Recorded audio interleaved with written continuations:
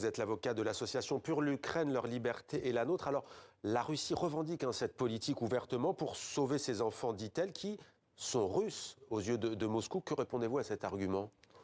Cet argument est totalement mensonger et fallacieux. En réalité, les Russes ont développé une politique de transfert forcé, de déportation forcée de ces enfants pour ensuite, dans un second temps, les adopter de façon express et enfin pour aboutir à un résultat qui est celui de les séparer de l'Ukraine, de rompre tout lien biologique, tout lien culturel, tout lien historique, tout lien éducatif et en fait de les russifier.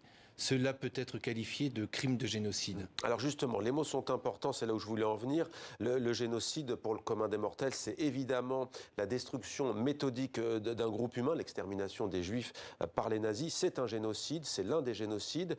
Pourquoi utiliser ce mot ?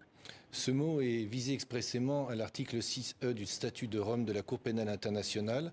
À partir du moment où vous avez une politique délibérée, assumée, institutionnalisée, dont le but est d'anéantir tout ou partie d'un groupe ciblé, en l'occurrence la nation ukrainienne au travers de ses enfants, cela peut être qualifié de génocide.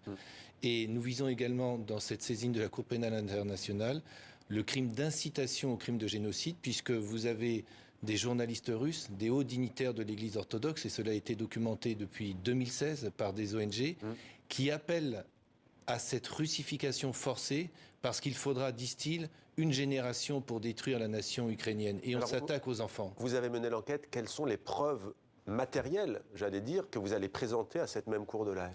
Les preuves qui ont été rassemblées, consolidées, sont à partir de sources ouvertes. Cette ONG que j'ai l'honneur de représenter a pu travailler avec des ONG ukrainiennes. Je précise, et c'est très important, qu'il ne s'agit pas de se substituer aux autorités judiciaires ukrainiennes, ni aux ONG ukrainiennes qui mènent des investigations sur le terrain, en collaboration parfois avec la Cour pénale internationale, mais c'est un renfort, un complément pour, grâce à vous, alerter l'opinion publique, pas simplement française évidemment, européenne et mondiale, sur le sort réservé à ces enfants.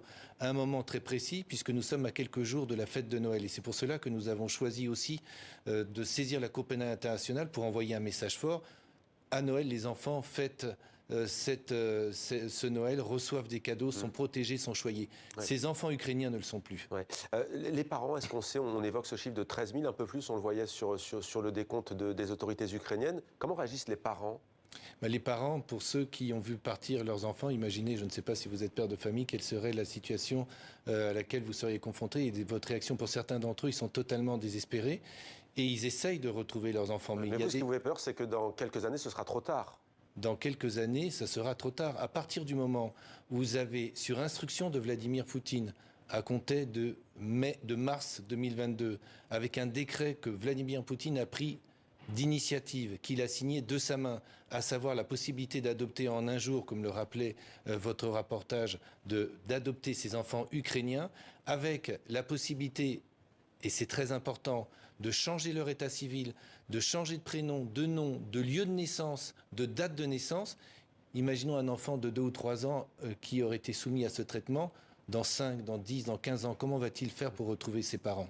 Merci beaucoup Emmanuel Daoud. Je rappelle que vous êtes avocat spécialiste de droit pénal international. Vous défendez l'association Pour l'Ukraine, leur liberté et la nôtre. Merci à vous. Je vous remercie.